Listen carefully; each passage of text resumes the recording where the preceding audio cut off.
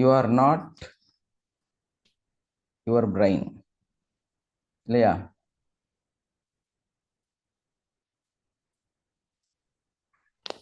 Yes, sir.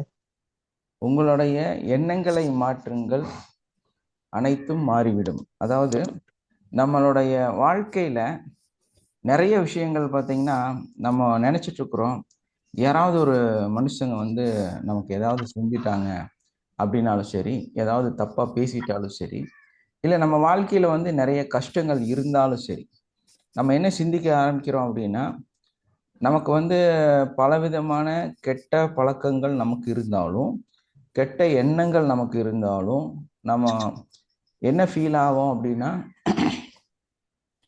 நமக்கு வந்து சரியான ஒரு இடம் கிடைக்கல, சரியான மதிப்பு கிடைக்கல, நமக்கு வந்து அந்த சிந்தனைகள் வந்து நமக்கு இல்லை அப்படின்னு நிறைய குறைகளை வந்து நமக்குள்ளேயே சொல்லிக்கும் இல்லையா? நம்ம எப்பவுமே வந்து ஒரு பதட்டமான ஒரு மனநிலைக்குள்ளாரையே நம்ம ஓடிக்கிட்டே இருப்போம். நம்ம என்ன மாதிரி இருப்போம்? ஒரு பதட்டம் நமக்குள்ள இருந்துகிட்டே இருக்கும். இது ஏன்டா இப்படி இருக்குது, இது எதனால இப்படி இருக்குது அப்படின்னு சொல்லி ஒரு பதட்ட நிலை வந்து நமக்கு இருந்துகிட்டே இருக்கும்.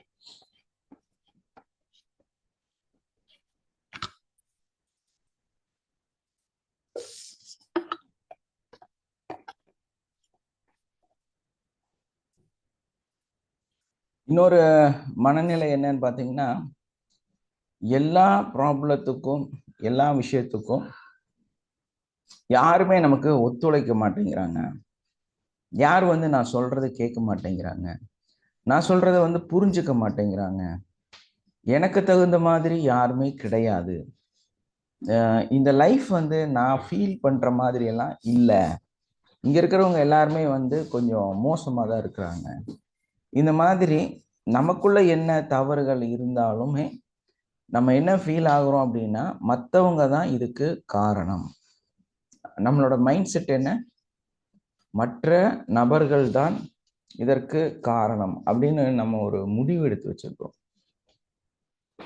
ஸோ அந்த முடிவு வந்து நம்மளை என்ன பண்ணுது அப்படின்னா, ஓ நமக்கு வந்து பெருசா ஒரு விஷயம் வந்து நடக்கிறதுக்கு வாய்ப்புகள் இல்லை அப்படிங்கிறதும், இந்த லைஃப் வந்து பெருசால சேஞ்ச் ஆகாது அப்படிங்கிற ஒரு நம்பிக்கையும் உங்களுக்குள்ள எப்பவுமே இருந்துட்டு இருக்கும் இல்லையா? ஜென்ரலாக தான் இப்படி தான் நினைக்கிறேன். எல்லாரும் வந்து இந்த மாதிரி ஒரு மைண்ட் செட்ல தான் நாம வாழ்ந்துட்டு இருக்கிறோம். Yes sir. உங்களை சுத்தி இருக்கிறவங்க எல்லாம் உங்களை மாதிரியே இருக்கிறாங்கன்னு நீங்க ஃபீல் ஆகுறீங்களா என்னைக்காவது? இல்ல இல்லையா? உங்களை மாதிரி இங்க யாருமே இல்லை. ரியலா அதுதான் நம்மளோட மைண்ட் செட்டு.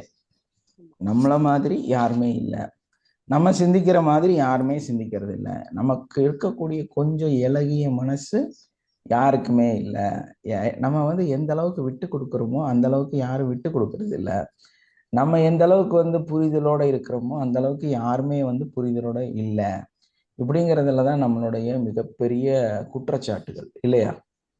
நம்மளை பத்தி, நம்ம கூட இருக்கிறவங்கள பத்திய குற்றச்சாட்டுகள் வந்து எப்பவுமே நம்ம இதை வந்து சொல்லிட்டே இருக்கக்கூடியவர்களாக இருக்கிறோம். ஸோ அந்த மாதிரி ஒரு விஷயத்த நம்ம வந்து அதிக நேரம் சொல்லிட்டு அதை பத்தி ஃபீல் பண்ணிட்டு அந்த எண்ணங்களை வந்து நமக்குள்ள அதிகமா வளர்த்திட்டே இருந்தோம்னா ரியலாவே அப்படிதான் இருக்கும். அப்ப நம்ம அந்த நமக்குள்ள இருக்கக்கூடிய கெட்ட எண்ணங்கள், கெட்ட செயல்கள், கெட்ட பழக்க வழக்கங்கள், இந்த மாதிரி ஏதாவது ஒரு மைனஸ் வந்து நமக்குள்ள இருக்கத்தான் செய்யும் இல்லையா? அந்த மனிதன்னா சில தவறுகள் செய்யக்கூடியவன் தான், அவன் தவறு இழைக்கக்கூடியவன் தான். அப்ப அந்த மாதிரி இருக்கக்கூடிய சாதாரணமா பெண்ணாகட்டும், ஆணாகட்டும், அவங்களுக்கு இருக்கக்கூடிய அந்த சில தவறான விஷயங்கள வந்து நம்ம மத்தவங்க மேல ஃபோர்ஸ் பண்ணி அவங்கள வந்து சரியா இருக்கணும்னு நினைக்கிறத விட, நம்ம எப்படி நம்ம வந்து சரிப்படுத்திக்கணும், நம்ம வந்து நம்மளோட எண்ணங்களையும், செயல்களையும் எப்படி மாற்றி அமைக்கணும் அப்படிங்கிறத பத்தி தான் இன்னைக்கு டீட்டெயிலா இந்த கிளாஸ்ல நம்ம வந்து பார்க்க போறோம். ஓகே. ஏகദേശம் எல்லாம் அப்படிதான் இருக்கிறீங்களா? இல்ல நானெல்லாம் அப்படி இல்லை சார். நான்லாம் அப்படி யாரையுமே அப்படி நினைக்கவே மாட்டேன். எல்லாருமே என்னை விட பெர்ஃபெக்ட் நினைப்பேன். அப்படியே இருக்கீங்க? No, sir. No. Yes, sir. நம்ம தான் பெர்ஃபெக்ட்டு. மற்றவங்க எல்லாம் வந்து தெளிவு இல்லாத மனிதர்கள் அப்படின்னு நம்ம நினைச்சிட்டு இருக்கிறோம். உண்மையில தெளிவில்லாத மனிதர்கள் எல்லாமே தெளிவாதான் இருக்காங்க, நம்ம தான் தெளிவில்லாம.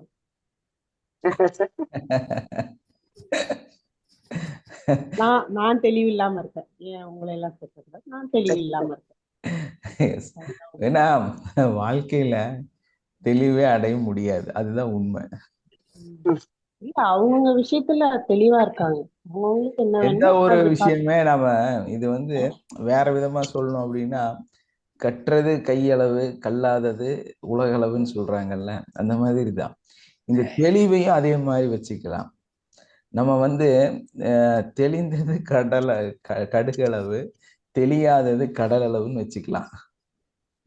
அப்போ நம்ம வாழ்க்கையில ஒரு தெளிவுக்கு நம்ம வருவோமா அப்படின்னா நிச்சயமா வரவே முடியாது. ஏன்னா இந்த உலகத்துல கத்துக்க வேண்டிய நிறைய விஷயம் இருக்குது. நம்ம ஒரு விஷயம் எஸ் நினைச்சோம்னா அது நோவா இருக்குங்க. நம்ம ஒரு விஷயத்துக்கு நோ சொன்னோம்னா அது ஜாக்பாட்டா இருக்கும். தெரியவே தெரியாது நமக்கு. அது நடந்ததுக்கு அப்புறம் தான் ஃபீல் ஆகும், பா இவ்வளோ விஷயம் நம்ம இழந்துட்டோமா, நம்ம வாழ்க்கையில மிஸ் பண்ணிட்டோமா, நம்ம அன்னைக்கு அப்படி ஃபீல் பண்ணோமே, அப்படி இருந்தோமே அப்படின்னு சொல்லி தான் தோணுமே தவிர, எனக்குமே வந்து ஜாக்பாட் நேரடியாக கிடைக்கவே கிடைக்காது. இதே மாதிரி தான் லைஃப் வந்து ஒருத்தர் ஜாக்பாட் அடிக்குதுன்னு அதை அடிக்கணும்னு அவனுக்கு தெரியாது. வாழ்க்கை வந்து இங்க இது எதுவுமே வந்து நமக்கு நிறைய விஷயம் வந்து நாளைக்கு இது நடக்க போகுது, இது ஆக போகுது, இது நிறைவேற போகுதுங்கிறது வந்து நமக்கு ஒரு முழுமை தன்மை வந்து எப்பவுமே நமக்கு வந்து கிடைக்கவே கிடைக்காது. பட் அதை கடந்து சில விஷயங்களை நம்ம செய்யும் பொழுது நம்மளால உணர முடியும், இது செஞ்சா பெர்ஃபெக்டா தான் இருக்கும், நம்ம வாழ்க்கை இங்கிருந்து அடுத்த கட்டத்துக்கு போகும் அப்படிங்கிறத வந்து நம்மளால உணர முடியும். இப்போ ஜென்ரலா நம்மளோட ப்ராப்ளம் என்ன அப்படின்னா, நம்ம வந்து இப்போ உட்காந்து இந்த கிளாஸ் வந்து அட்டன் பண்ணிட்டு இருக்கிறோன்னே வச்சுக்கங்களேன். அப்படியே உட்காந்து நானும் பேசுறத அப்படியே கேட்டுட்டே இருப்பீங்க. சம்டைம்ஸ் டக்குன்னு அப்படியே உட்காந்து பார்த்துட்டே இருப்பீங்க, எந்த ரியாக்ஷனும் இருக்காது. ஸோ அந்த மாதிரி ரியாக்ஷனே இல்லாத நிலை என்னன்னு கேட்டா, இங்கிருந்து நீங்க டிராவல் பண்ண ஆரம்பிங்க. இந்த நிறைய டிராவல் எங்க நடந்தது அப்படின்னா, எனக்கு நடந்த அனுபவங்கள் எப்படின்னா, கிளாஸ் ரூம்ல இந்த இப்படி உட்காந்துட்டு இருப்போம். உட்காந்துட்டு இருக்கும்போது டெஸ்க்ல உட்காந்து அப்படி சாரை கவனிச்சுட்டே இருப்போம். இப்படி பார்த்துட்டே இருப்போம். நம்ம கண்ணு திறந்தா இருக்கும். அவரையும் நம்ம பார்த்துட்டே இருப்போம். அவரு நினைச்சிட்டு இருப்பாரு நம்ம வந்து கிளாஸை ரொம்ப டெப்தா கவனிச்சுட்டு இருக்கிறோன்னு. அந்த மாதிரி ஒரு இடத்துல அப்படியே அங்க உட்காந்துட்டு, நேத்து நம்ம அங்க போனோம்ல, சரி அந்த இடத்துக்கு போய் அங்கிருந்து அப்படியே நம்ம கிளம்பி அங்கிருந்து வேற எங்கேயாவது போயிருந்தா அந்த இடத்துல போய் எப்படியெல்லாம் நம்ம டைம் ஸ்பெண்ட் பண்ணியிருக்கலாம். சரி நம்ம அங்கிருந்து அந்த மலை மேலே ஏறி அங்கிருந்து அந்த காடு தாண்டி அந்த உச்சிக்கு போய் அப்படியே பார்த்து அப்படின்னு சொல்லி அந்த நினைவுகள் வந்து அது ஒரிஜினலா மாறி நம்ம கண்ணு திறந்து கிளாஸ் ரூமை தான் பார்த்துட்டு இருக்கோம். கிளாஸ்ல சார் அப்படியே அவர் எங்க மூவ்மெண்ட் ஆகுறாரோ அதே மாதிரி கண்ணு கொஞ்சம் கொஞ்சம் நகர்ந்துகிட்டே இருக்கும். அவரும் நம்மளை பெர்ஃபெக்டா கவனிக்கிறான்னு நினைச்சு பார்த்துட்டே இருப்பாரு.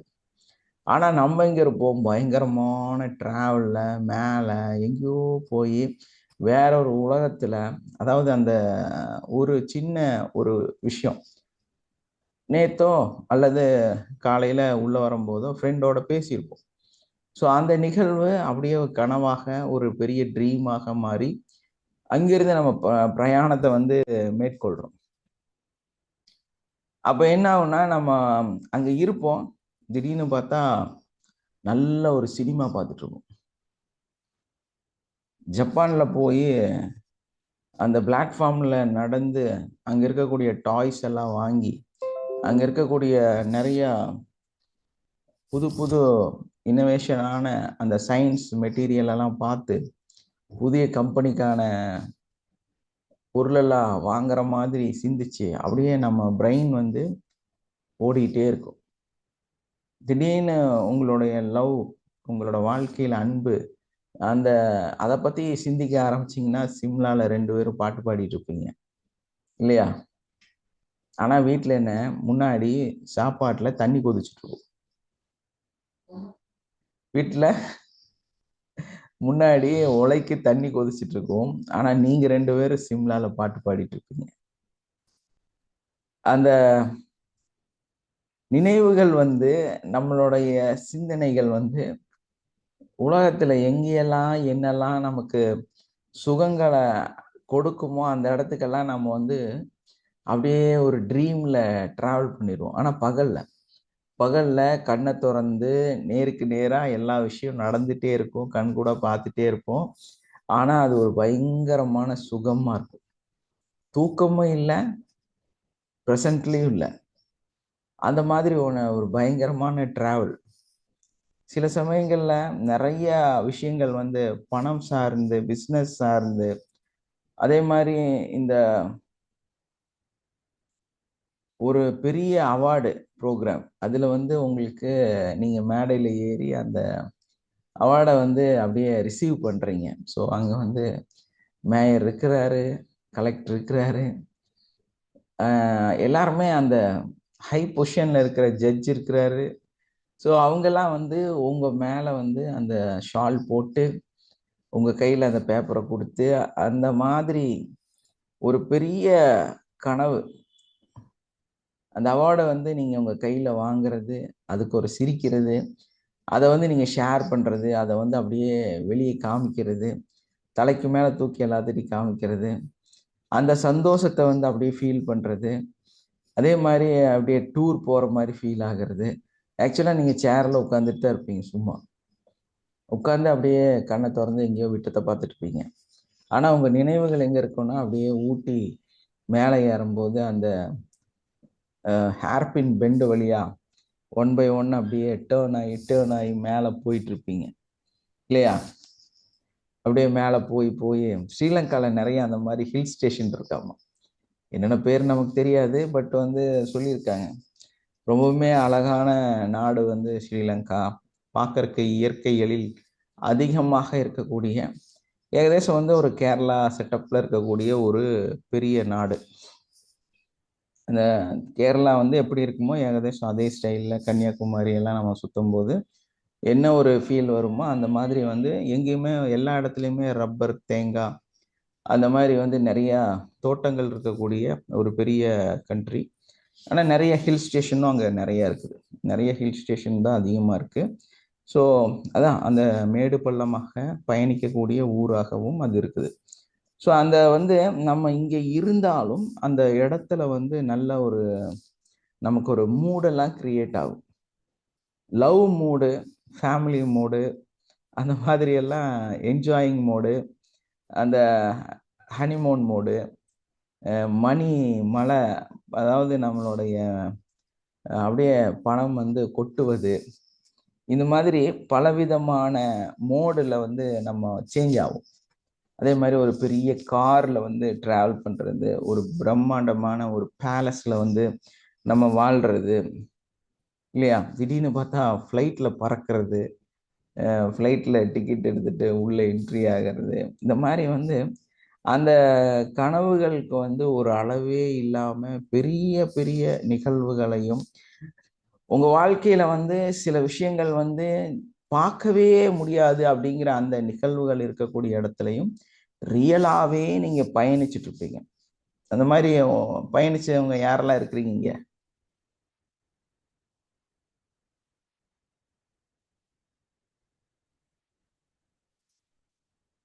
யாரெல்லாம் அடிக்கடி இந்த மாதிரி பயணிக்கிறீங்க? உங்களுக்கு பகல் கனவே வராதா யாருக்கும்? வருது சார்.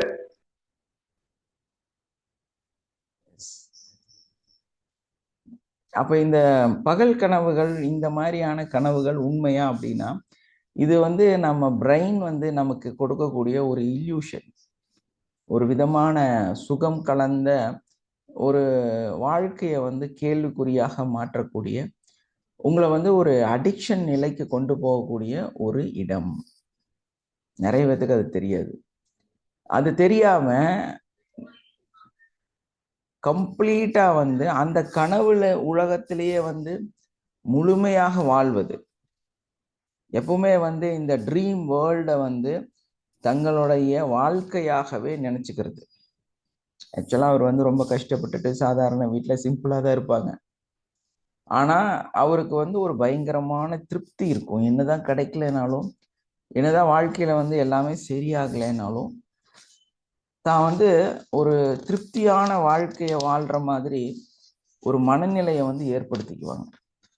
இது வந்து ஒரு மாயை, இது வந்து ஒரு பேய், இது வந்து நம்மளோட வாழ்க்கையை அழிக்கக்கூடிய மகா மோசமான ஒரு விஷயங்கிறது நிறைய பேத்துக்கு புரியவே புரியாது. ஏன்னா நம்ம பிரெயின் எதிர்பார்க்கக்கூடிய ஒரு சுகம் அதுல இருக்குது இல்லையா? Yes or no? அதுல ஒரு என்ஜாய்மெண்ட் இருக்குது. அப்போ இது வந்து ஒரு பிரெயின்ல ஏற்படக்கூடிய மோசமான ஒரு இல்யூஷன். ஏன்னா மிகப்பெரிய சக்சஸ்ஃபுல் பர்சனாக நம்ம மாறணும் அப்படின்னா இந்த மாதிரியான ஒரு சின்ன ஒரு சந்தோஷத்தை வந்து நம்ம ஏத்துக்கவே கூடாது. இந்த சந்தோஷத்துல நம்ம அடாப்ட் ஆகவே கூடாது.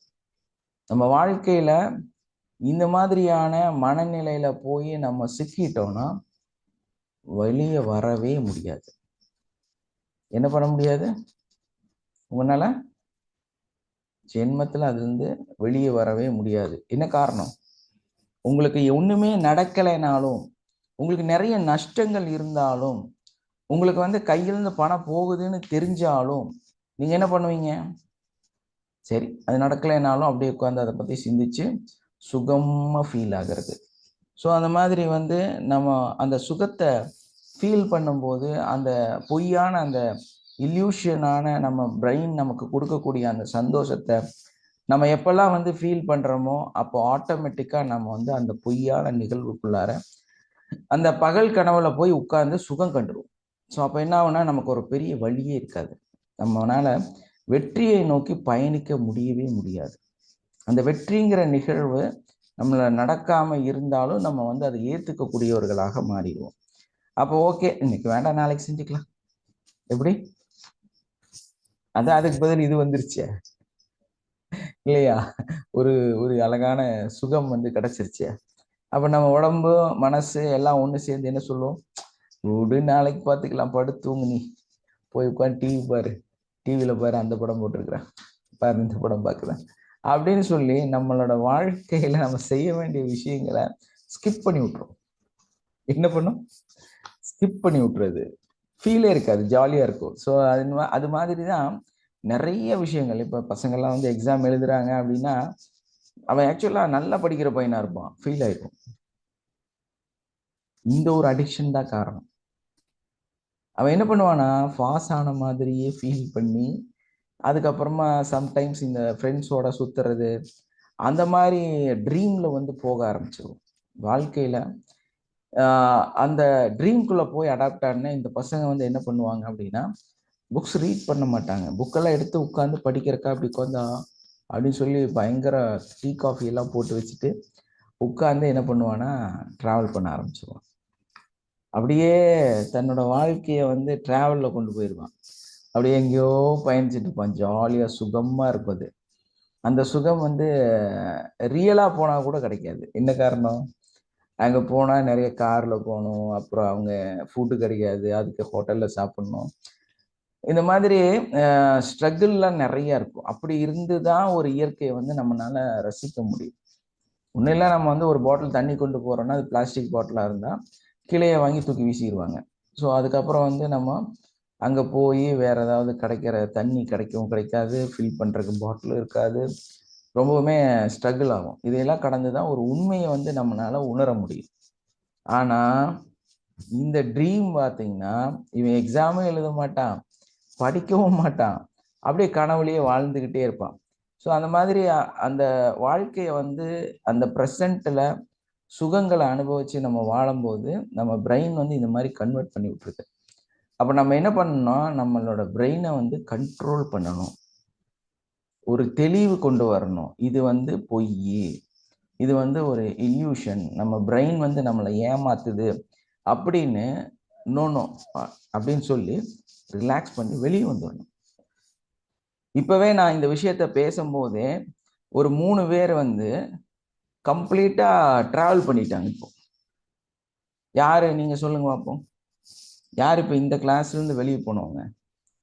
போய் எங்கேயோ டிராவல் பண்ணியிருக்கீங்க, ஏதோ டூர் பிளான் பண்ணியிருக்கீங்கன்னு நினைக்கிறேன். Yes or no? யாரோ டிராவல் பண்ணியிருக்காங்க போல இருக்கு. யார் இது? யார் கனவுல போனீங்க? அங்க போனா நல்லா இருக்கும் அப்படின்னு நினைச்சது யாரு? Yes sir. டிராவல்ல போயிட்டீங்களா?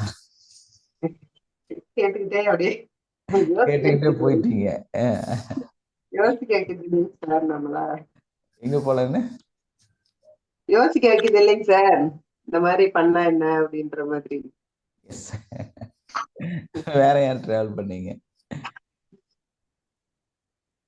நீங்க பேசும்போதே வேற எங்கேயோ சிந்தனையில இருப்போம்னு சொன்னீங்க பாருங்க சார். அப்போ நான் அப்படிதான் சார் இருந்தேன். போயிட்டீங்க அதுக்குள்ளார. எஸ். இது என்னன்னா நம்மளுடைய ஓவர் திங்கிங். நம்ம மைண்ட் வந்து அந்த ஓவர் திங்கிங்குள்ளார போயிடுச்சுன்னா நம்ம அவ்வளோதான், நம்மளை வந்து மறந்துடுவோம். நம்ம அப்படியே அதுக்குள்ளார போய் அங்கிருந்து டிராவல் பண்ண ஆரம்பிச்சிருவோம். ஸோ அந்த நிகழ்வுகளை வந்து நம்ம கண்ட்ரோல் பண்ணியே ஆகணும். ஒருவித போதையில மாறிடும். எஸ், ஒரு அழகான போதை தான் அது. நல்ல இன்னொரு விபத்துல நடக்கிறதுக்கு காரணம் அதான், எங்கேயோ எண்ணிட்டு வண்டி ஓட்டுறது. இல்லை, அப்படி சொல்ல முடியாது. விபத்து நடக்கிறதுக்கு காரணம் வந்து மெயினா என்னன்னா ஓவரா வந்து ரெஸ்ட் இல்லாம இருக்கிறது. ஏன்னா தவறி விழுந்துட்டோம் அப்படின்னு சொல்றாங்க இல்லைங்களா, என்ன தடுமாறி தவறி விழுந்துட்டோம்னு வச்சுக்கல. இல்லை அதான் சார், அதாவது நம்ம டிராவலிங்ல என்ன பிரச்சனை அப்படின்னா இந்த விபத்துகள் அதிகமாக வர்றதுக்கு பிரெயின் வந்து ஒரு இல்யூஷன் இருக்கு. எப்படின்னு பார்த்தீங்க, அது இது ஆக்சுவலாக நான் இதுலேயே வந்து அது சொல்லணும்னு தான் இருந்தேன். இதுக்கு கீழே இருக்கிறதுல அது இருக்குது கண்டிப்பா. இந்த இல்யூஷன் எப்படி இருக்கும் அப்படின்னா, ஒரு விஷயத்த ஒருத்தர் வந்து ரிப்பீட்டடா செஞ்சுட்டே இருந்தா அவங்க எக்ஸ்பீரியன்ஸோ அல்லது வந்து ஒரு டேலண்டோ ஸ்கில்லோ எல்லாம் கிடையாது, அவங்க வந்து ஒரு சைக்கோ மாதிரி மாறிடுவாங்க. ஒரு விஷயத்த வந்து நம்ம எப்போ வந்து கண்டினியூவா ஒன்னா ஒரே மாதிரி செஞ்சுட்டு இருக்கிறோமோ நம்ம பிரெயின் என்ன பண்ண ஆகும்னா ரொம்ப ஸ்ட்ரெஸ் ஆயிரும். நம்ம பிரெயினை பொறுத்த வரையில என்னன்னு பார்த்தீங்கன்னா நெகட்டிவா அதிகமாக சிந்திக்கக்கூடிய ஒன்று.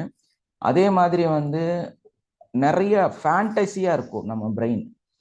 எப்பவுமே வந்து ஒரு எப்படி ஒரு பெரிய யூனிவர்சிட்டின்னு வச்சுக்கலாம், பல்கலைக்கழகம். அதில் வந்து ஒரு எல்லா கோர்ஸ் இருக்குங்கிற மாதிரி எல்லாமே இருக்கும் இதில்.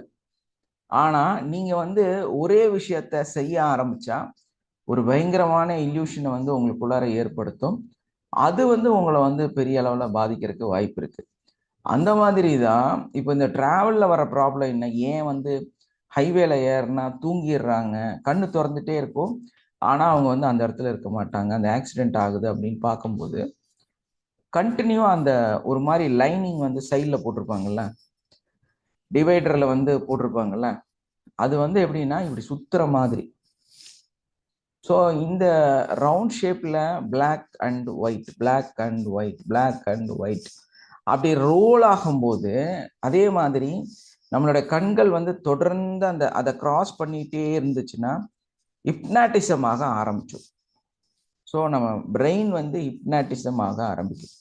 ஸோ அந்த மாதிரி ஹிப்னாட்டிசம் ஆகும்போது அந்த கண்டினியூ அந்த லைன்ஸை பார்த்துட்டே இருந்தா தொடர்ந்து ஒரே நிகழ்வு. இப்போ வந்து ஹைவே இல்லாமல் மற்ற இதில் போனீங்கன்னா ஒரு ரோடு வந்து எவ்வளோ பெருசாக இருந்து ரொம்ப தூரம் ட்ராவல் பண்ணாலும் அதில் வந்து ஒரு கார்னர் வரும், ஒரு டேர்ன் வரும், அதே மாதிரி சின்ன ரோடாக இருக்கும், ஒரு பாம்பு மாதிரி வளையும். ஸோ அதில் இன்னும் என்ன நடக்கும்னா லெஃப்ட் சைடில் நிறைய வீடுகள் இருக்கும். அந்த வீடுகளில் வந்து ஒன்று ப்ளூ, பிளாக், ரெட், க்ரீன் அப்படி சேஞ்சஸ் இருக்கும். அதே மாதிரி ஒரு சிட்டியாக இருக்கும், டக்குன்னு பார்த்தா ஒரு கிராமமாக இருக்கும். கிராமமாக இருக்கும், அப்புறம் பார்த்தா பெரிய புல்வயலில் நடுவில் ட்ராவல் பண்ணுவீங்க. இப்படி நிறைய சேஞ்சஸோட நீங்கள் ட்ராவல் பண்ணால் உங்கள் பிரெயின் ஏற்றுக்கும். உங்கள் பிரெயின் வந்து ஒன்றும் ப்ராப்ளம் பண்ணாது, எத்தனை நாள் வேணாலும் ஓட்டலாம். நீங்கள் தூங்க மாட்டீங்க, உங்களால் கண்ட்ரோல் பண்ண முடியும் உங்களை. ஆனால் இந்த ஹைவேல போகும்போது ஏன் அதிகமாக நடக்குது அப்படின்னா, ஒரே விஷயத்த ஒரே மாதிரியான ஒரே ரோடு, ஒரே கலரு, ஒரே லைனு, ஒரே மாதிரியான கார்னரு, ஒரே மாதிரியான சிக்னலு, ஒரே மாதிரியான ஃப்ளைஓவரு, நம்ம எந்த ஊரில் எந்த இடத்துல போயிட்டு இருக்கோம் கூட நம்மளால கெஸ் பண்ணவே முடியாது. ஸோ அந்த மாதிரி ஒரு போர்டு இருக்காது, ஒரு லெஃப்ட் சைடில் வந்து ரைட் சைடில் எதுவுமே இருக்காது. கண்டினியூவாக அந்த லைன்ஸு, ரோடு, அது மட்டும்தான் உங்கள் கண்ணில் தெரிஞ்சிட்டே இருக்கும். சில இடங்களில் சில பாலங்கள் ஏறும் இறங்கும், செடி இருக்கும். ஸோ அந்த செடிகளும் ஒரே மாதிரியான ரொம்ப தூரத்துக்கு ஒரே செடி வந்து கண்டினியூவாக வந்துட்டே இருக்கும். ஸோ இந்த நிகழ்வு எப்பெல்லாம் வந்து ஒரு நிகழ்வை திரும்ப திரும்ப திரும்ப திரும்ப திரும்ப வேகமும் அதிகமாயிடும் சார். எஸ் வேகமும் அதிகமாயிடும். நம்மளால வந்து அந்த செகண்ட்ஸ் டிராவல் வந்து நம்மளால கால்குலேட் பண்ண முடியாது. அதனால அதிவேகமாகவும் வண்டி வந்து போக ஆரம்பிச்சு. அதே டைம்ல என்ன ஆகும்னா நம்ம இந்த இல்யூஷன் ஒரு மாதிரியான ஹிப்னாட்டிசம் ஆக ஆரம்பிக்கும் நம்ம மூளை. ஸோ அந்த ஹிப்னாட்டிசம் ஆக ஆரம்பிச்சிருச்சுன்னா ஆட்டோமேட்டிக்காக நம்ம பிரெயின் தூங்கிரும், இல்லைன்னா ட்ரீம்ல போயிடும். இதுதான் அதோட ஒரிஜினாலிட்டி வந்து. ஏன்னா நீங்க வந்து தூங்குறதுன்னா என்ன? எதையுமே சிந்திக்காத நிலை இல்லையா? எதையுமே சிந்திக்கலைன்னா நீங்க தூங்கிட்டு இருக்கீங்கன்னு தான் அர்த்தம். நீங்க ரெஸ்ட் எடுக்கிறதுனா எப்படி பண்ணுவீங்க? படுத்துட்டு கண்ணை மூடிட்டீங்க, எதையுமே பார்க்கலைன்னா உங்களுக்கு வந்து தூங்குற நிலை. ஆமா, பிரெயின் வந்து சுவிட்ச் ஆஃப் ஆயிரும். ஸோ ஒரே மாதிரியா ஒரு பொருள் உங்களுக்கு கண்ணுக்கு தெரிஞ்சிட்டே இருந்துச்சுன்னா பிரெயின் சுவிட்ச் ஆஃப் ஆயிரும். அங்கதான் ஆக்சிடென்ட் நடக்குது. ஸோ அந்த ஜோன் தான் வந்து மனுஷன் வந்து கண்ணு மூடி தூங்கிடுறது, இல்லைன்னா கண்ணு திறந்துட்டே தூங்கிடுவாங்க. இந்த நிகழ்வுக்கு இதுதான் காரணம். இதே தான் நம்ம பிரெயின். இப்போ வந்து நம்ம உங்க பிரெயினை மாற்றி அமைக்கணும் அப்படின்னாலும் உங்க வாழ்க்கையிலும் அதுதான் நடக்குது.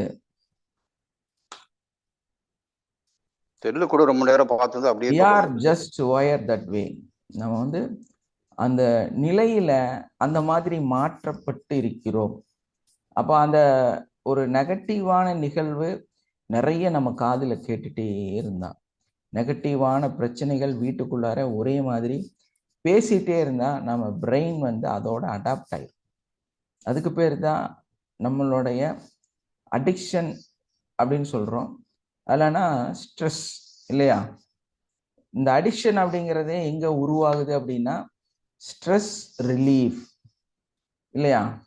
நமக்கு வந்து ஸ்ட்ரெஸ் ஹார்மோன்ஸ் வந்து நம்ம உடம்புல இருக்கிறனால அது அப்பப்போ வந்து அதை சப்ரஸ் பண்றதுக்காக, அதை சுவிட்ச் ஆஃப் பண்றதுக்காக அது என்ன பண்ணுவோம்னா என்ஜாய் ஹார்மோன்ட்டை தூக்கி விடும்.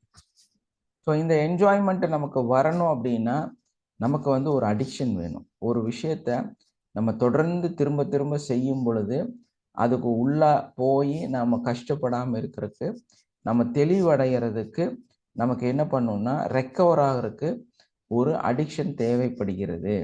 அந்த நோ சொல்றது அப்படி அப்படி எந்திரிக்கிறதுக்கான ஒரு நிகழ்வு. அப்போ என்ன பண்ணுவாங்க நிறைய மனிதர்கள், அந்த ஃபர்ஸ்ட் ஒரு நல்ல டாக்டர்னு வைங்க, நல்ல டாக்டர், பயங்கரமான கூட்டம், சர்ஜரி அது இதுன்னு ரொம்ப பிஸியில் இருக்காரு. நைட்டு தூங்க வந்து படுக்கும்போது ஒரு சின்னதா ஒரு கட்டிங்ல ஸ்டார்ட் பண்ணுவார். ஒரு சின்ன கட்டிங்ல ரொம்ப ஸ்ட்ரெஸ்ஸா இருக்கு, ரொம்ப ஒரு மாதிரி கவுச்சியா இருக்கு, என்னால வந்து என்னையே கண்ட்ரோல் பண்ண முடியல அப்படின்னு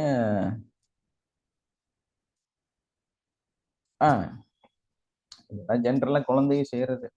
இது வந்து டாக்டர்ஸ் செய்யறது, பெரிய பெரிய மேதைகள் செய்யற தவறுகள். ஸோ அவங்க வந்து என்ன ஆவாங்க அப்படின்னா அவங்க அந்த ஒரு சின்ன ஸ்ட்ரெஸ்ஸை வந்து கம்மி பண்றதுக்காக ரொம்ப கம்மி குவான்டிட்டியில ரொம்ப கண்ட்ரோலாக அவர் வந்து அதை எடுத்துக்குவார். ஸோ அவர் வந்து எல்லாத்தையும் மறந்து தூங்கிடுவார், சுவிட்ச் ஆஃப் பண்ணிடுவார். இது வந்து நம்ம பிரெயின் சும்மா இருக்காது. அதை என்ன பண்ணும் அப்படின்னா தன்னுடைய பழக்கமாக மாற்ற முயற்சி செய்யும். எதனால? பிரெயினுக்கு என்ன பிடிக்கும்? சுகமா இருக்கிறது பிடிக்கும். நம்ம பிரெயினுக்கு என்ன பிடிக்கும்? சுகமா இருக்கிறது ரொம்ப ரொம்ப பிடிக்கும். அப்ப என்ன பண்ணும் அது? நீ இதை எடுன்னு சொல்லும். ஸோ அப்போ அவர் வந்து ஒரு லெவல் எடுக்கும்போது நம்ம பிரெயின் என்ன சொல்லும்? பத்தலை, இன்னும் கொஞ்சம் சுகம் கொடுன்னு சொல்லும். ஸோ இந்த சுகம் அப்படி கொஞ்சம் அதிகமாக ஸ்மோக் பண்ணுறாங்க, ட்ரிங்க் பண்ணுறாங்க, இந்த என்ன கூலிப்பா ஒரு இது மாதிரி உள்ள வைக்கிறாங்க, இந்த மாதிரி எதுவாக இருந்தாலுமே வந்து எல்லாமே என்ன பண்ணும் அப்படின்னா உங்களை அடுத்த கட்டத்துக்கு கொண்டு போகும்.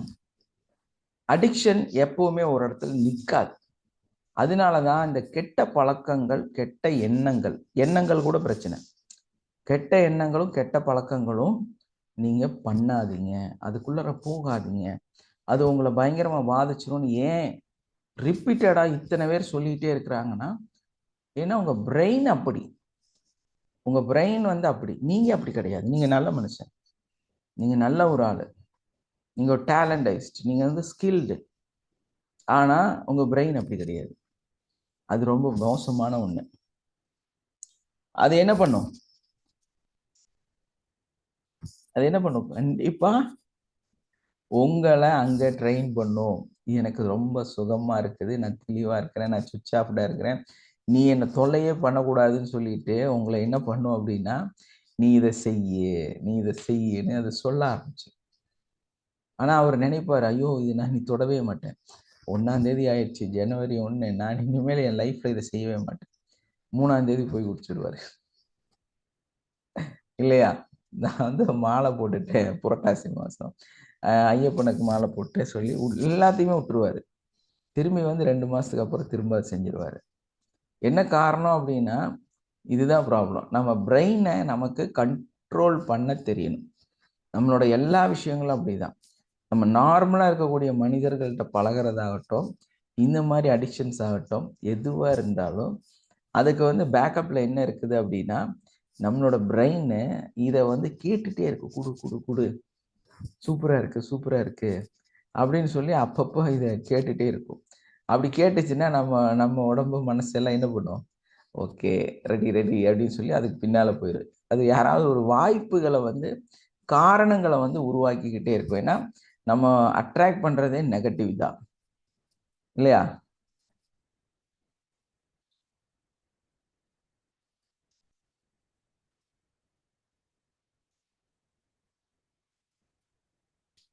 அப்போ நம்ம என்ன பண்ணணும் இதை சரி பண்ணுறதுக்கு? ரீட்ரைன் யுவர் பிரெயின். வேற வழியே இல்லை. நம்ம என்ன பண்ணணும்? நம்மளோட பிரெயினை கொஞ்சம் குப்பை தட்டி கிளீன் பண்ணி அதை வந்து திரும்ப ஒரு ட்ரைனிங் கொடுக்கணும். அப்போ தான் அது சரியாகும், இல்லைன்னா சரியாகாது. அப்போ அந்த மாதிரி நம்மளுடைய அந்த அடிக்ஷனுக்குள்ளார போகிறோம் அப்படின்னா அதை வந்து கொஞ்சம் டைவெர்ட் பண்ணுறதுக்கு முயற்சி செய்யணும். அந்த மாதிரி டைவெர்ட் பண்ண முயற்சி செய்யணும். இது வந்து உங்கள் மூளையில் நடக்கிற ப்ராசஸ். அதான் எல்லாம் நான் நார்மலாகவே சொல்லுவேன். எனக்கு குடிக்கிறவங்க, அடிக்ஷனாக இருக்கிறவங்க, அவங்கள வந்து தப்பாக பார்க்காதீங்க. அவங்க வந்து பேஷண்ட். அவங்க என்ன காரணம்னா அவங்களோட சொந்த மூளையே தான் அவங்களுக்கு துரோகம் செஞ்சுருக்குது. ஸோ அதை வந்து நம்ம புரிஞ்சுட்டு அவங்கள கொஞ்சம் கொஞ்சமாக பாசிட்டிவான ஆக்டிவிட்டீஸை வந்து அவங்களுக்குள்ளார கொடுக்கணும். அந்த திங்கிங், நெகட்டிவான திங்கிங், இந்த ட்ரிங்க் பண்ணுறதுக்கு காரணம் இருக்கும் நிறையா, ஸ்மோக் பண்ணுறதுக்கு நிறைய காரணம் இருக்கும். அதே மாதிரி வந்து அவங்க என்ன ஒரு தப்பான விஷயம் செஞ்சாலுமே அதுக்கு வந்து அவங்கள சுற்றி நிறைய காரணம் வச்சுருப்பாங்க. நான் இதனால தான் செஞ்சேன், இப்படித்தான் ஆச்சு, என்னால் அதை சகிக்க முடியல, அந்த அந்த எண்ணங்களை வந்து என்னால் கண்ட்ரோல் பண்ண முடியல, அதாவது அந்த விஷயத்த நான் சிந்திக்கவே கூடாதுன்னு நினைக்கிறேன், அந்த நபரை நான் ஆலோசனையே பண்ணக்கூடாதுன்னு நினைக்கிறேன். இந்த மாதிரி நிறைய காரணங்களை வந்து சும்மா வச்சுருப்பாங்க. அப்போ இந்த காரணங்களை வந்து நம்ம வந்து முழுக்க புரிஞ்சுட்டு இதுக்கு தான் இந்த காரணம், நான் இதைத்தான் இப்படி ஃபீல் ஆகிறேன் அப்படின்னு தெளிவாக நம்ம புரிஞ்சிட்டோன்னா என்ன பண்ணலாம்? நம்மளோட அந்த நெகட்டிவான விஷயங்களை நம்ம குறைக்கலாம். ஃபர்ஸ்டே நான் சொன்ன மாதிரி தான், அடுத்த மனிதர்கள் சரியில்லை அப்படின்னு சொல்லுவதை விட நீங்க சரியில்லை என்பதை உணர்வது. நம்ம என்ன செய்யணும், நம்ம கூட இருக்கிறவங்க சரியில்லை நம்ம சொல்றதை விட்டுட்டு, அவங்க மோசமானவனுங்க அவங்கள போய் சொல்றதை விட்டுட்டு, அவங்களுக்கு நமக்கு வந்து அட்வைஸ் பண்ற அளவுக்கு தகுதி இல்லைன்னு நம்ம நினைக்கிறத விட்டுட்டு, நம்ம கிட்ட இருக்கிற தவறுகளை நம்ம சரிப்படுத்தலாம். S or no? இப்போ யாருமே வந்து பெரிய ஜீனியஸாக இருக்க முடியாது, ஃபுல்ஃபில்லாக இருக்க முடியாது, அதே மாதிரி வந்து 100% பர்ஃபெக்டாக இருக்க முடியாது. அந்த வாழ்க்கை வந்து அப்படி ஒரு 100% ஒரு நபர் வந்து உங்க வாழ்க்கையில அமையவே மாட்டாங்க. இதுதான் உண்மை. அதே மாதிரி அந்த தவறுகளோட இருக்கக்கூடிய எல்லா இடத்துலையுமே வந்து மனிதர்கள் அப்படித்தான் இருப்பாங்க. நீங்க வந்து ஒரு இடத்துல கேவலமான ஒரு ஆளு, ஆனா உங்களுக்குள்ளார நீங்க ரொம்ப ரொம்ப நல்லவர். ஏன்னா அவங்களோட பார்வையில நீங்க கெட்டவங்க, உங்களோட பார்வையில அவங்க எல்லாம் ரொம்ப கேவலமானவங்க. ஆனா அவங்களோட வாழ்க்கையில அவங்க வந்து கெட்டவங்களா அப்படின்னா கிடையாது, அவங்க ரொம்ப ரொம்ப நல்லவங்க. இந்த மாதிரி வந்து ஒரு ஒரு இடத்துலையும் யாருமே வந்து தவறானவர்கள் கிடையாது, தகுதி இல்லாதவர்கள் கிடையாது. ஒரு விஷயத்த வந்து சொல்றதுக்கு ஒருத்தருக்கு தகுதி அவசியமே கிடையாது. அது நன்மையாக இருந்தால் மட்டுமே போதுமானது. அதுக்கு நமக்கு என்ன வேணும் அப்படின்னா, எல்லாத்தையுமே ஏத்துக்கக்கூடிய ஒரு பொதுவான ஒரு மனநிலை மட்டும் நமக்கு வேணும். நமக்கு அதுதான் இல்லை. நம்ம ப்ராப்ளமே அதுதான். நான் சரின்னு நினைக்கிறதா நம்மளோட பிரச்சனையே. ஸோ அந்த சரின்னு நம்மளை நினைக்காம மற்றவர்களும் சரியாகத்தான் இருப்பாங்க. அது வந்து தகுதி அடிப்படையில் ஒருத்தர் வந்து நமக்கு அட்வைஸ் பண்ணணும் அப்படின்னு நினைச்சா, ஆல்ரெடி பல இடத்துல சொல்லியிருக்கிறேன், ஷேக்ஸ்பியரோட நிலைமை தான். ஷேக்ஸ்பியர் அனுபவிச்சு அந்த கேவலமான ஒரு சூழ்நிலையை அவர் வந்து எழுதின அதே கதை தான் உங்க வாழ்க்கையிலேயே நடக்க போகுது.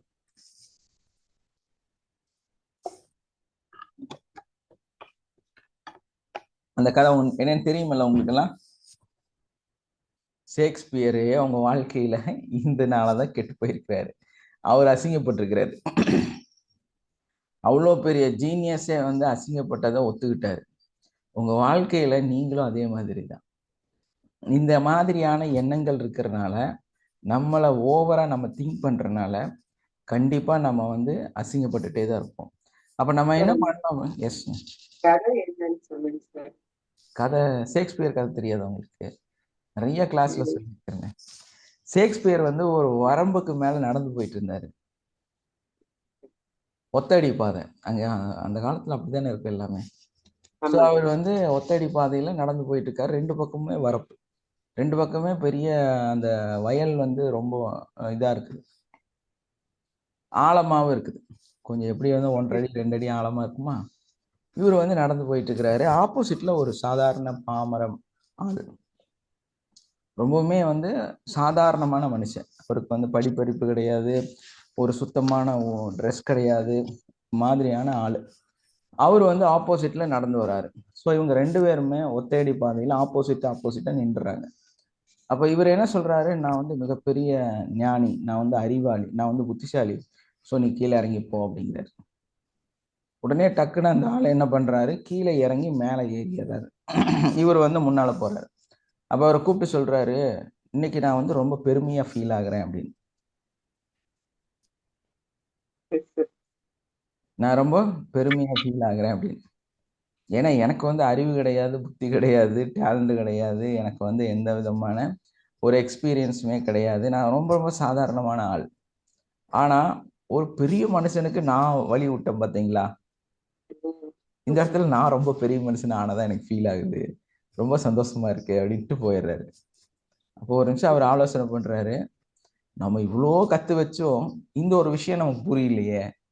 அவனுக்கு வழி விட்டுருந்தா ஒரு சாதாரண மனிதனுக்கு கூட வழி விடக்கூடிய ஒரு மனநிலையில இவர் சூப்பர்னு சொல்லியிருக்கலாம் இல்லையா? ஆனா சரித்திரத்துல என்ன எழுதப்பட்டிருக்குன்னா, ஷேக்ஸ்பியருக்கு மூளை இல்லாம போச்சு, ஒரு பாமர மக்களை கூட பார்க்கறது இல்லாம அவர் வந்து தன்னை வந்து ஒரு பெரிய அறிவாளியா வெளிப்படுத்திட்டு போயிட்டாரு. ஏன்னா அவருக்கு தான் அப்ப அறிவு அதிகமா இருந்திருக்குது. ஆமாங்க அப்ப அவருக்கு வந்து அறிவு கம்மியா போச்சு. அப்படி வந்து ஒரு மிகப்பெரிய ஞானி வந்து கேவலப்பட்டதான் அவர் எழுதி வச்சிருக்கிறாரு. நான் இந்த மாதிரி சார். வந்து என் வாழ்க்கையில மோசமா போயிட்டேன். அந்த மாதிரி நிலை தான் நம்ம எப்பவுமே சந்திச்சுட்டே இருக்கிறோம். நான் வாவ் எனக்கு வந்து யாரும் அட்வைஸ் பண்றதுக்கு இல்லைன்னு நீங்க நினைச்சீங்கன்னா நீங்க யார்கிட்டயோ தோத்துட்டு இருக்கிறீங்கன்னு அர்த்தம். அப்போ அந்த நிகழ்வு வந்து தினசரி நம்ம வாழ்க்கையில நடந்துட்டே இருக்கு. ஷேக்ஸ்பியர் மாதிரி வாழ்க்கையில தோத்துட்டே இருக்காதீங்க. அந்த வாழ்க்கையை வந்து புரிஞ்சுட்டு நம்ம வந்து எல்லாமே சரிப்படுத்துறதுக்கு சிந்திக்கணும். நம்மளோட தாட்ஸை நம்மளோட சிந்தனைகளை நம்ம மாத்திக்கணும் இல்லையா? Thank you sir. Thinking. Yes, thank you. Thinking அப்படின்னா பாசிட்டிவாக திங்க் பண்றது அப்படின்னு நம்ம நினைக்கிறோம் இல்லையா? ஆமாங்க. எல்லா உயிரினங்களுக்கும் அறிவு இருக்கு இல்லைங்களா? மரம், செடி, கொடி எல்லாத்துக்குமே அறிவு இருக்குது.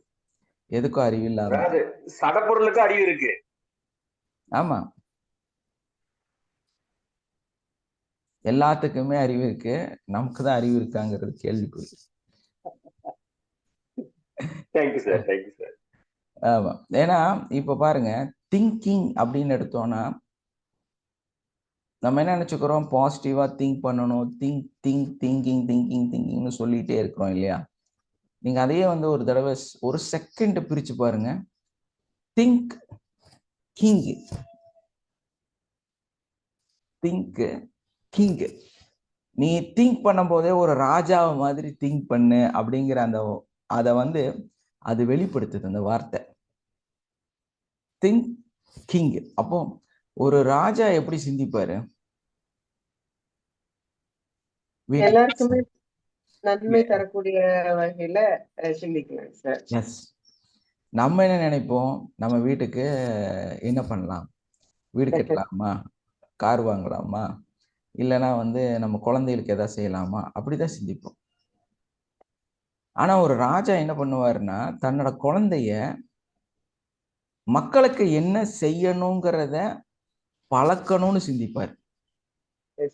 என்ன சொல்லி கொடுப்பாரு, நீ வந்து வீட்டுக்காக சிந்திக்காத, ஏன்னா அவசியம் இல்லை அவங்களுக்கு. நீ வந்து நாட்டுக்காக நீ என்னவா இருக்க போற, ஏன்னா நாளைக்கு நீ தான் ராஜாவாக போற. ஸோ மக்களுக்கு நீ என்ன செய்ய போற, நாளைக்கு உன்னோட டியூட்டி என்ன, நீ ராஜாவானா நீ மக்களுக்கு என்ன செய்ய போற அப்படிங்கிற ஒரு இடத்தை தான் அவர் வந்து திரும்ப திரும்ப அவங்கள ரிப்பீட்டடா சொல்லி கொடுப்பாங்க. தவிர நாளைக்கு நீ என்ன செய்ய போற, உனக்கு என்ன செஞ்சுக்க போறேங்கிறத எந்த விதத்திலையும் பயிற்சி அளிக்கவே மாட்டாங்க. அப்போ அவங்களோட தாட்ஸ் பூராமே என்னவா இருக்குன்னா, மக்களுக்கு இந்த நாட்டுக்கு எதை செய்யலாம், என்னத்தை உருவாக்கலாம், எதை கொடுக்கலாம் அப்படின்னு தான் சிந்திப்பாங்க. அதனாலதான் இன்னைக்கு வந்து அந்த புர்ஜ் கலிஃபா அந்த மாதிரி வந்து அந்த சல்மான் அப்படிங்கிறவர் வந்து தன்னோட மனநிலையை வந்து அந்த நாட்டுக்காக வச்சிருந்தனாலதான் இன்னைக்கு உலகத்திலேயே வந்து பெரிய பணம் படைத்த நாடாக அது மாறிக்கிட்டே இருக்குது. அந்த நாட்டுல வந்து பாருங்க, மக்களுக்கு அவங்க என்னெல்லாம் கொடுக்குறாங்க அப்படின்னா, குழந்தை கன்சீவ்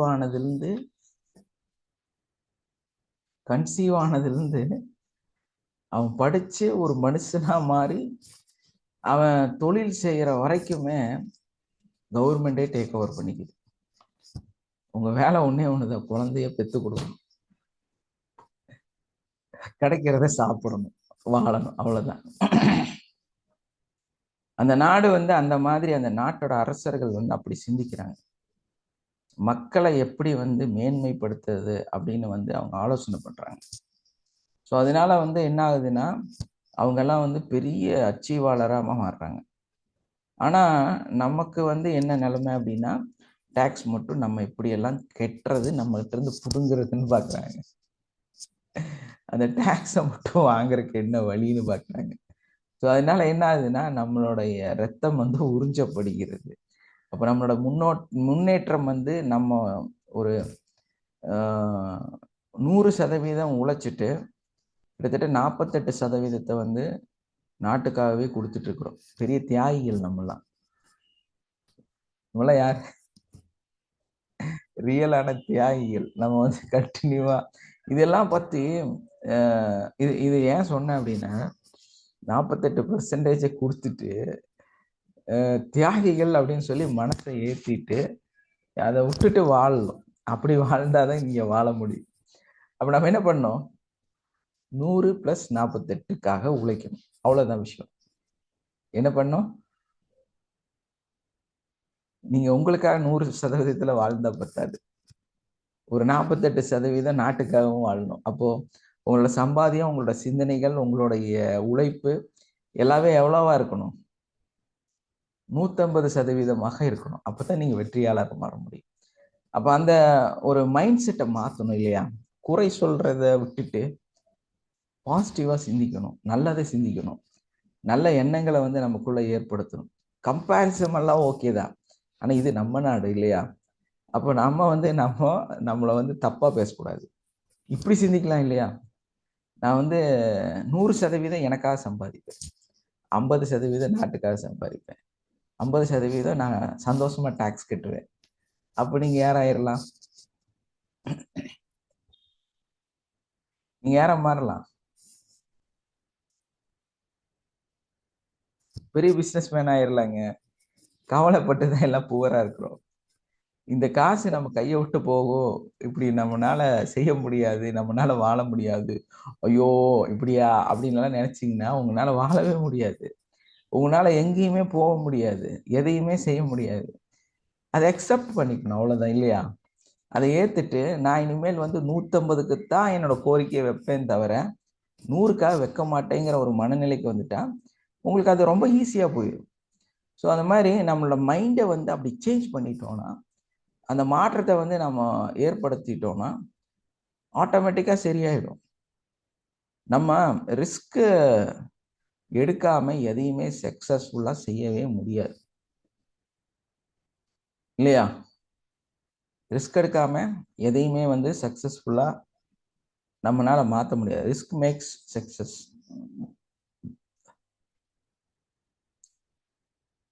நம்ம அது வந்து பாத்தீங்கன்னா it's makes big changes in your life. நம்ம வாழ்க்கையில மாறணும்னு நினைச்சோம்னா அந்த விஷயங்களை நம்ம ஃபாலோ பண்ணும்போது, அதை செய்யும் போது நம்ம லைஃப் வந்து கொஞ்சம் கொஞ்சமா மாறும்.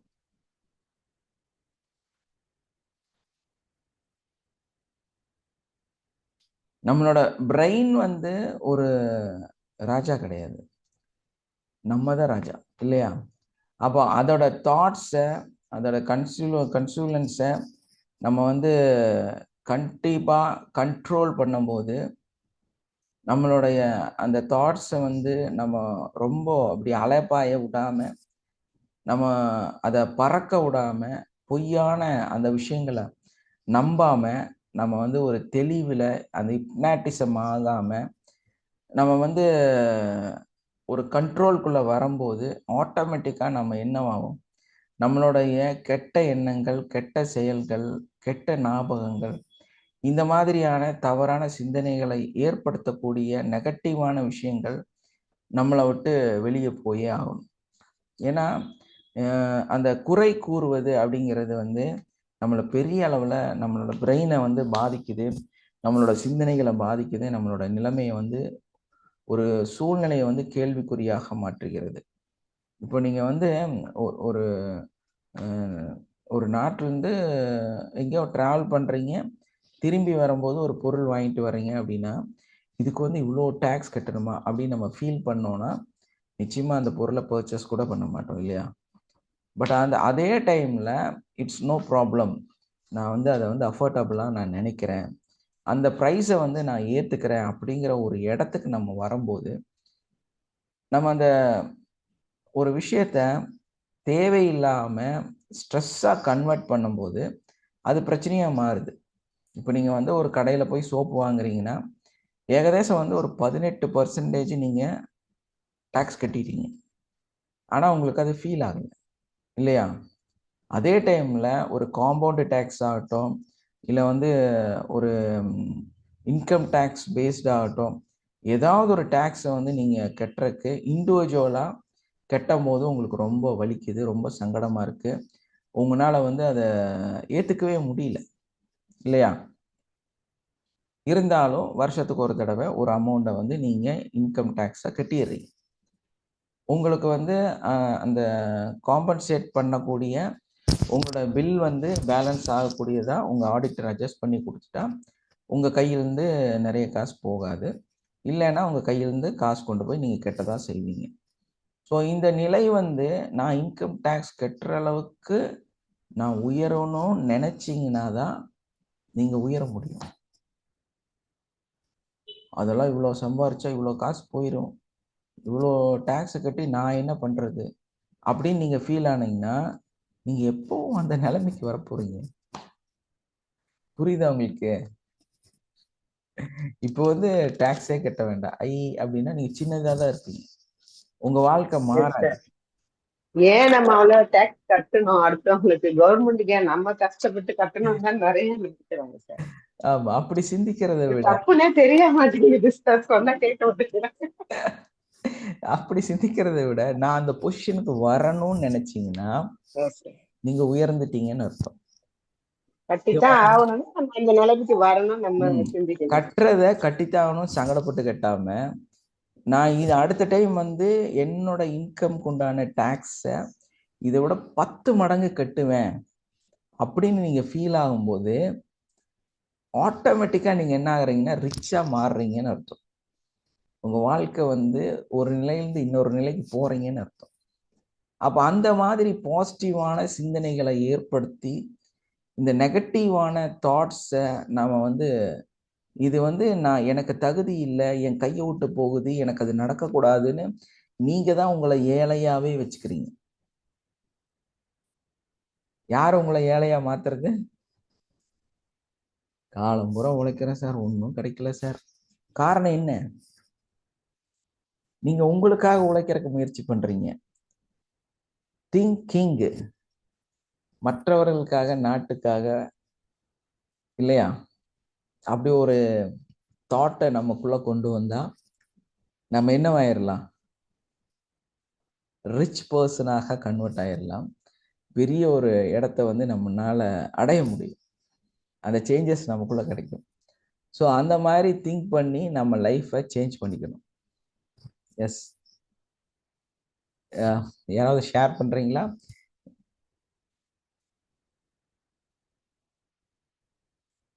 ஏதாவது எக்ஸ்பீரியன்ஸ் ஷேர் பண்ணுறதுன்னா பண்ணுங்க, இல்லைன்னா நம்ம வைண்ட் அப் பண்ணிடலாம். ஏன்னா ஜென்ரலாகவே இந்த 2-3 நாள் எல்லாரும் பயங்கர டூரு, அதே மாதிரி நேற்று கிறிஸ்மஸ் பாருங்க, இதுதான் நம்ம நாடு.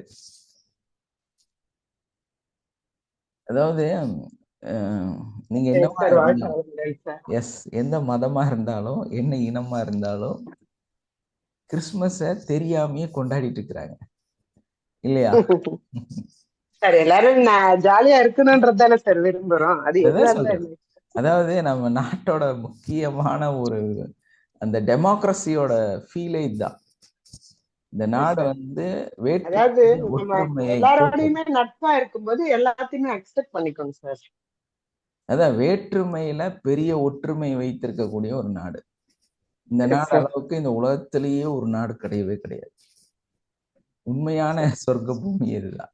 இல்லைன்னா அவன் ஏதாவது ஒரு கோட்பாட்டில் இருப்பான், இல்லைன்னா ஏதாவது ஒரு மதத்தில் இருப்பாங்க, ஏதாவது ஒரு சம்திங் அவங்களுக்குள்ள அடாப்ட் ஆகிருக்கும். அப்படித்தான் ஒரு நாடு இருக்கும். ஆனால் இவ்வளோ மொழிகள், இவ்வளோ விஷயம் வந்து இவ்வளோ மதங்கள், இவ்வளோ இனங்கள், கலர்ஸ் கூட வந்து இவ்வளோ கலர், சதையில் ஸ்கின்ல கூட வந்து இவ்வளோ சேஞ்சஸ் இருக்கக்கூடிய மக்கள் வாழக்கூடிய இடம் இது.